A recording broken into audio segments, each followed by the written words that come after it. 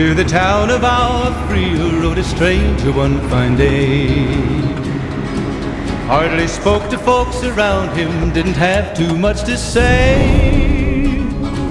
No one dared to ask his business, no one dared to make a slip. The stranger there among them had a big iron on his hip, big iron on his hip. 20-round mag. It was early in the morning when he rode into the town.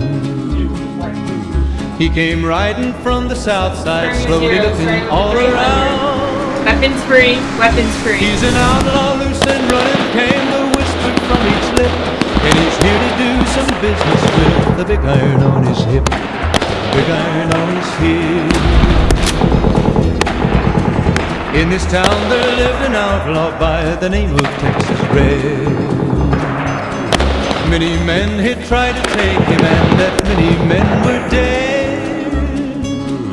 He was vicious and a killer, though a youth of 24, and the notches on his pistol numbered 1 in 19 more, 1 in 19 more.